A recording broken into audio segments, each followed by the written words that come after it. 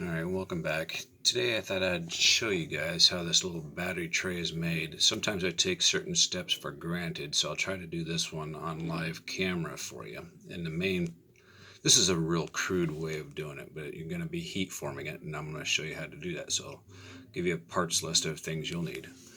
Scrap piece of plastic. This happens to be 2 millimeters approximately, about big enough for whatever battery you're using it for.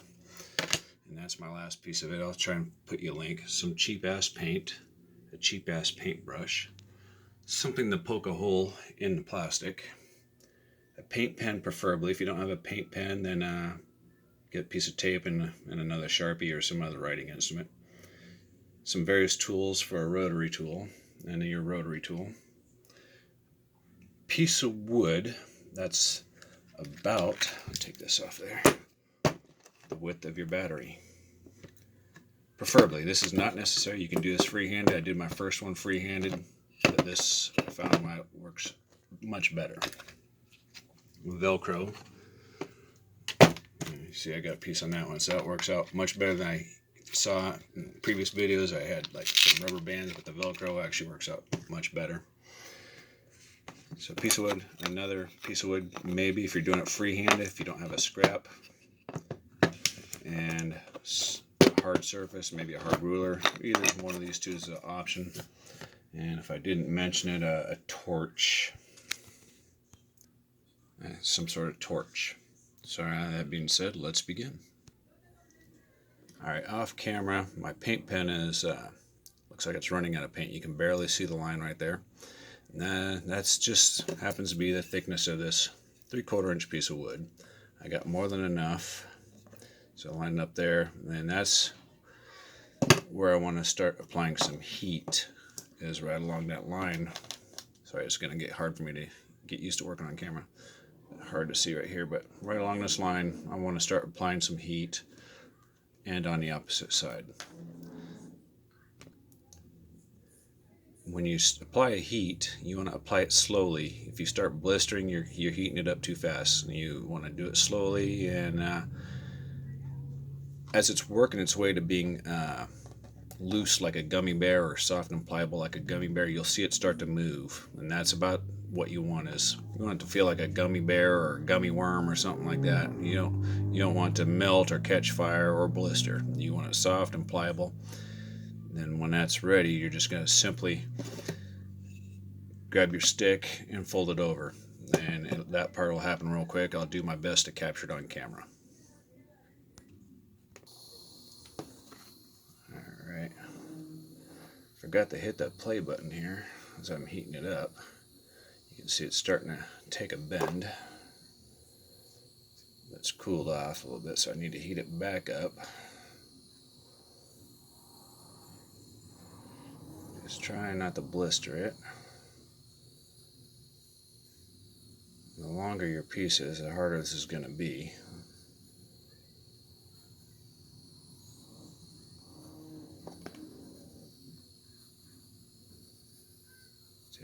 I'm starting to blister it a little bit there. I think it's definitely ready. Grab your stick. I'm just going to place it down here where it's hard. Kind of give it a roll. Yeah. Guess we're going to have to look at that off camera for a second. Take a few seconds to hold on to it. Pull it away. It's not the best, but it gets the job done while it's still hot. I can bend it up how I want. Now, the purpose of the stick was because the round, well, it helps form the size of the battery, right? The width of the battery. That's more important. Now, I rounded the edges because I discovered if you don't round the edges, what I was doing before is I was making it very sharp, and the plastic would break.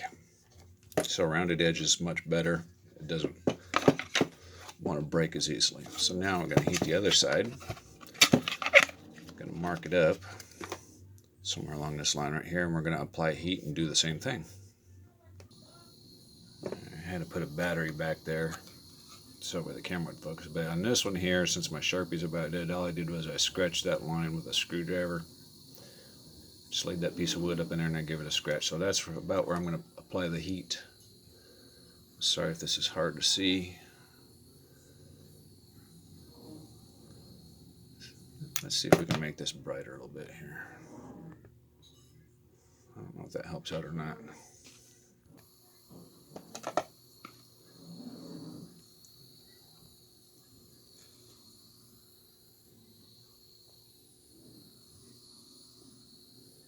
It's already got a dish shape right here. I had to try and figure out a way to hold my cell phone in such a way where you might be able to see what I'm about to do. The first bend, you didn't really get a chance to see that. As you can see, it's already starting to take shape.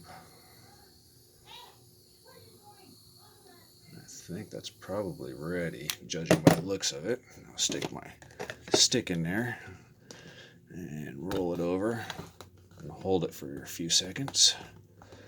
It's okay if it's not perfect. As you can see, that's okay. So what we're going to do is we're going to trim it down anyway. Take my little screwdriver here and just scribe a little line. And that's going to be the part I'm just going to cut off. It may be hard to see that, but that's going to be that. And I want to perform a relief cut somewhere in here, about 3/4 of an inch. I want to perform a relief cut in here. The same on the other side. Then trim off the excess over here. Then we'll trim off what we don't need somewhere else, either side. We'll go from there.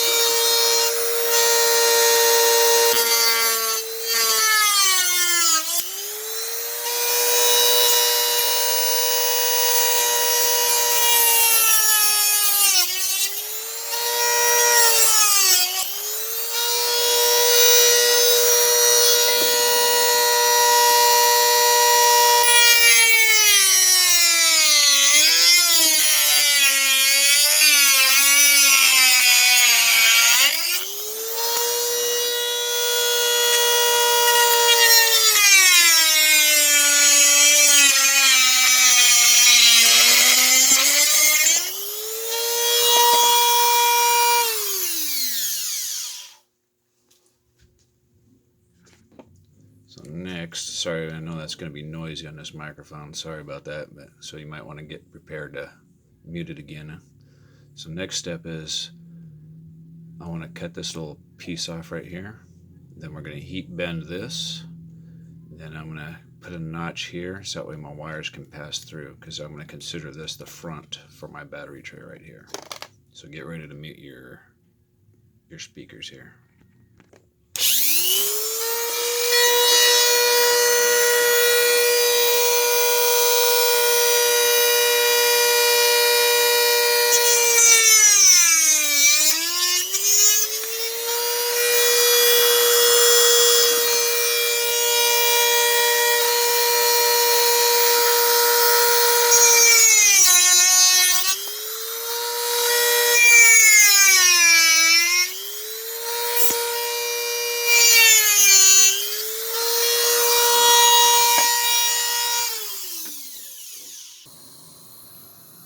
Refill my torch. I'm just using a clamp this time, kind of heat it up a little bit. If you catch the wood on fire, yeah, you're doing it wrong. You're applying too much heat. That might be soft enough. Looks like it is. Keep the fire away from there. Bend that over, just like that. Wait a few seconds. And you can clean it up with a sander on your Dremel or by hand or however you want. And we got a perfectly shaped battery tray. Right. Open, exposed, let wire pass through, and then we can trim it off accordingly to our vehicle. Now the next step is we want to be able to clear this servo horn. Let me zoom in a little bit here without removing it. So we want to be able to clear this servo horn, and we want to, or at least I do, I want to put it right up against as tight as possible, is right here, but I also want to retain this screw hole. Maybe hard to see there in your camera or in your monitor, but I want to retain that. So I'm going to take this little stick right here. I've already made the mark. How far that is approximately, who cares what the actual number is? Just keep it very simple. That should be very close to what I need. And then I'm going to trim down my battery tray accordingly, then try and follow this shape around here. Alright, get ready to mute it again. So what I've done, I just simply laid up the stick. I haven't made any marks. It's slightly below that edge right there, because I'm just going to take my rotary tool, I'm going to make a notch cut, and then remove the stick, and then I'm going to proceed from there. So go ahead and mute your speakers.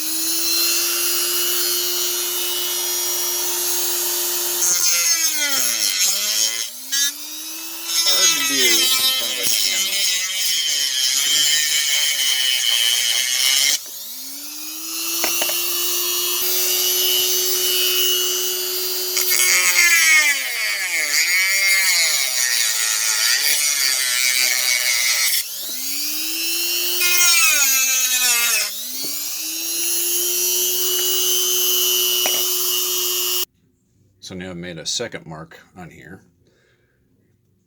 Then put a little arrow on it, because that's going to be the back side, and that's about how long my battery tray is. That second mark is now right here. That clears my servo. So now I'm going to approximate this shape right here, and that gives me room to access that screw hole right over there.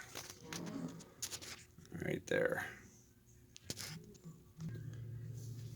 Alright, get ready to mute your speakers. Here it comes.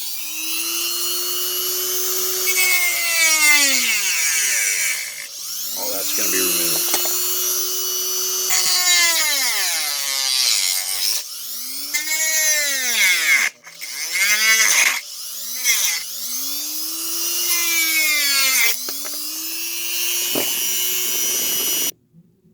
Okay, we got our overall length and a general desire, our basic idea what we want.